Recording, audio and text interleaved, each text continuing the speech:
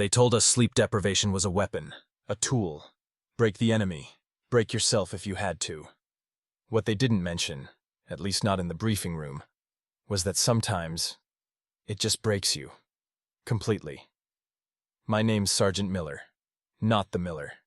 Everyone's Miller out here. Or maybe I'm Reyes, or Kowalski. Hell, I barely remember my own name anymore. We were on a long-range recon. Supposed to be looking for activity. We hadn't seen a soul for 4 days. 4 days. And nights. The first night it was just the jitters. Coffee, energy bars, standard op. Second night the shadows started dancing. Peripheral vision going haywire. You'd swear you saw something move, a flicker, just beyond the edge of your sight.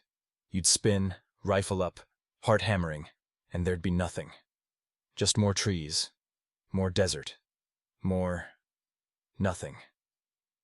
Third night. That's when the whispers started. Not actual voices, not at first. More like the wind trying to form words, like distant conversations just beyond the range of human hearing. You'd strain, try to focus, and it would just dissolve into the rustle of leaves or the drone of insects. Kowalski, bless his quiet soul, he was the first to really go. Not that he said anything, just started looking at things that weren't there, pointing, muttering. We thought he was just doing the same as us, seeing ghosts. But his ghosts felt different, more solid. Reyes, he was the opposite. Jumpier than a startled rabbit. Saw threats everywhere. Every shadow, every gust of wind was an ambush waiting to happen. He'd snap his rifle up so fast one time, Miller almost put a bullet in his own foot. Miller, our point man, our rock. Even he was starting to crack. His usual terse commands were getting clipped, his movements sloppy. He started asking me if I heard things, saw things, like he needed confirmation, like he needed to know he wasn't alone in the madness. Then came day 4, this godforsaken day. We were tracking something. Or at least, Miller said we were. He pointed to a faint set of tracks in the dusty soil, barely visible. He said they were too distinct to be animal, too light to be us. Anomalous, he called them. I stared at them, and they just shifted, wavered, like heat haze, but in the cold night. I nodded, though my gut churned. My head felt like it was full of TV static. My eyelids were sandpaper. I just wanted to lie down. For 5 minutes. Just 5. Did you hear that? Something on the comms. Static, Reyes. You're jumpy. Keep moving. We kept tracking. Through the gnarled brush, over jagged rocks. Always just out of sight. Always just ahead. The tracks never stopped. Never faded. They just repeated. Over and over. We should have been out of this sector hours ago. Days, even. But Miller insisted. They're close, he'd rasp. I feel it. My blood ran cold. I knew that MRE. That was my MRE. I remembered eating it yesterday. Or was it this morning? No, definitely yesterday. I remembered leaving it by that big twisted tree. Miller, I rasped, my voice barely a whisper. Miller, this is my MRE pouch. No, we left that. That was yesterday. We've been moving in a straight line for 20 hours, but we hadn't. The tracks, the familiar landmarks. We were in a loop. A slow, agonizing, sleep-deprived loop. Trapped in a circle of our own making. And the whispers. They weren't just the wind anymore. They were distinct. They were voices. My voice. Saying my name. And Kowalski's. And Reyes. And Miller's. But not our voices. Distorted. mocking. I looked at Miller. He was staring at something just beyond Kowalski. His eyes were wide, unblinking. His mouth was moving, but no sound came out, like he was having a silent conversation with someone only he could see. The enemy he'd been tracking. It wasn't just ahead of us. It was us. Or something had gotten into our heads, and it was playing with us, using our own exhaustion, our terror, against us. I felt my legs give out. The ground rushed up. The last thing I saw was Miller, still staring, still silently arguing with his own personal abyss, and Kowalski, still standing, facing that direction, never moving, never turning. I woke up, or at least I thought I did. My arms, my legs, they were heavy, strapped down, not with rope or zip ties, but smooth, cool metal. I could hear the beeping, the whirring, the faint, hushed voices. No wind, no dirt, no MRE pouches, just the smell of antiseptic, and that hum, the same hum, but not from a distant generator. It was everywhere. A figure, dressed in white, not a uniform, too clean, too expressionless. I tried to ask where Miller was, Reyes, Kowalski, but the words wouldn't come. Just that dry, metallic taste in my mouth. They told me I'd been resting. They told me the patrol was just a side effect, a particularly vivid dream, induced by treatment. But sometimes when the medication wears off, or the hum gets too loud, I can still feel the sand under my boots. I can still hear the whispers. And I know that somewhere out there, in that endless loop, Miller is still tracking something that isn't there. Kowalski is still staring into the black, and Reyes is still jumping at shadows. Because the real horror isn't what's chasing you in the dark. It's realizing that the dark is inside you, and you'll never truly wake up. Story 2. My name is Alex, and I'm going to tell you about the patrol. The patrol into the echoing stillness. It was deep into our deployment, a forgotten stretch of dense, ancient forest, miles from any recognizable road or even a decent goat path. Our mission was reconnaissance, deep infiltration, standard ops, except nothing about this place felt standard. The trees here, they grew too close, too thick. The canopy was so dense, sunlight barely touched the forest floor, even at high noon. It was perpetually twilight, constantly damp, and the silence. It was suffocating. A silence so profound, it felt deliberate. We were 6 days in. 6 days of sustained operations. No proper sleep, just catnaps. Maybe an hour or two here and there, always with one eye open.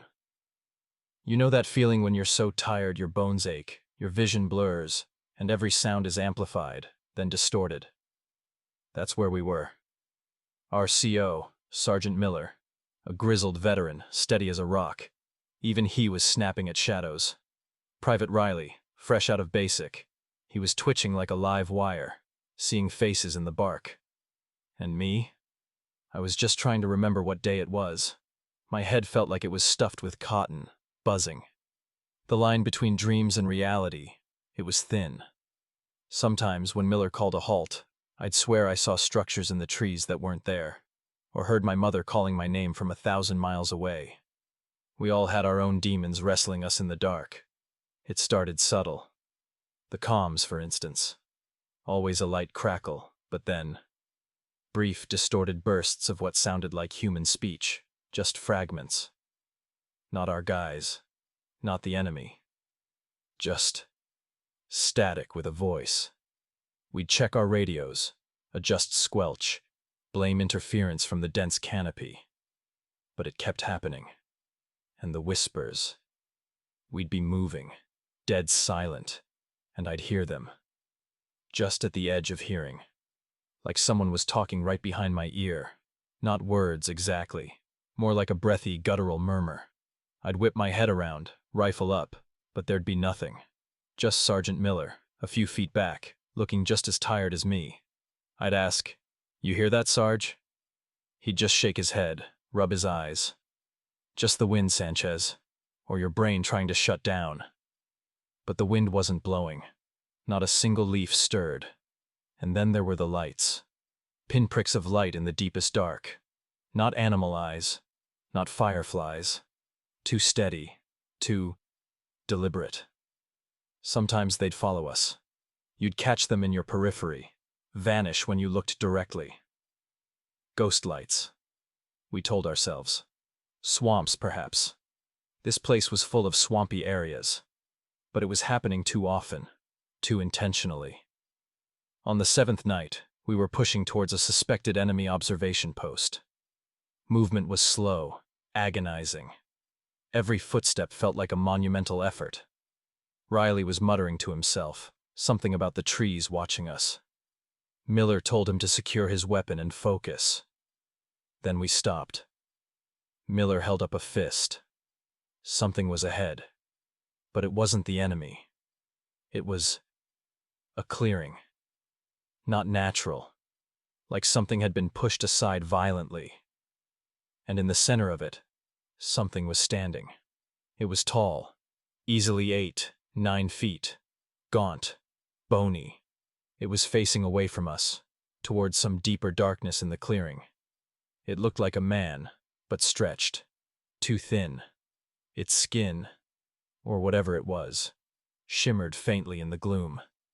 And it wasn't moving. Just standing, like a sentinel. Riley saw it. I saw him gasp, his breath hitched. He fumbled for his weapon. Miller saw it too. His face, usually so impassive, was a mask of utter disbelief and primal fear. He didn't say anything, just slowly, almost imperceptibly, raised his rifle. My own heart was hammering against my ribs, a frantic drum in the suffocating silence. Then it started to turn. Slowly. Too slowly. Its head. It was twisted. Deformed. Not a face. Just a smooth, pale surface. Like porcelain. Or bone. And then, from it, came a sound. Not a roar. Not a scream. Something deeper. A sound that wasn't sound. It was like a memory of agony. A guttural groan that vibrated in your teeth, in your very bones. It felt like the forest itself was screaming. My training kicked in. Or maybe it was just pure instinct. I raised my rifle. Miller was already firing. 3 rapid bursts. The crack of his M4 ripped through the stillness. Riley was screaming, loosing rounds into the trees, wild. I aimed, focused, pulled the trigger. Nothing.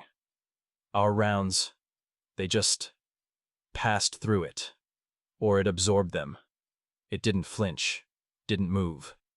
Just stood there, watching us with its blank, featureless head. The sound it made, it intensified. It felt like it was inside my head, drilling into my skull. Miller yelled, "Fall back, now!" We scrambled, tripping over roots, crashing through the undergrowth, adrenaline burning through the fatigue. I kept looking back. It didn't follow.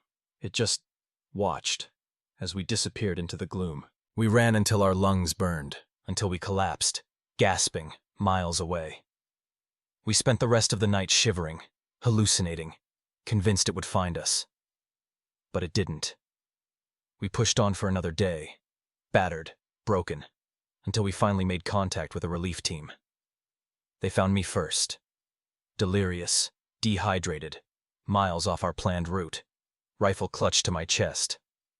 They flew me out. Debriefing was a blur. They blamed it on extreme psychological distress exacerbated by severe sleep deprivation. Standard stuff. Then they asked about the others. Riley, Miller, my squad. That's when it hit me, like a sledgehammer to the gut. The debriefing officer, he just stared at me. "Son," he said, You were on a solo recon mission. You went dark 3 days ago. There was no Squad Alpha, no Sergeant Miller, no Private Riley. He said they found me miles from where my last known position was. Alone. Delirious. He showed me the logs. My orders. They were clear. Solo. All the faces. The voices. The fear we shared. It was all in my head. A nightmare crafted by a broken mind. But if they weren't real, then what the hell was standing in that clearing? What did I see? For weeks, I tried to convince myself. It was the fatigue, the isolation. My brain just snapped. But then, on the inside of my forearm, about a month after I got back, a faint mark appeared. Like a birthmark, but I'd never seen it before. A small, intricate symbol. A swirling pattern, almost like a twisted loop, or a stylized eye.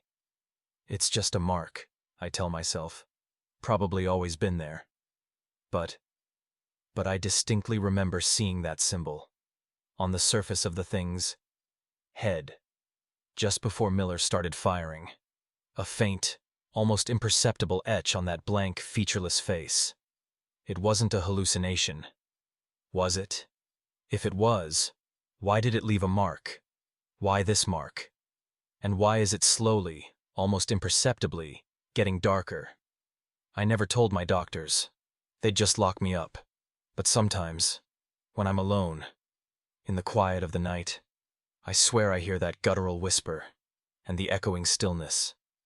It follows me home.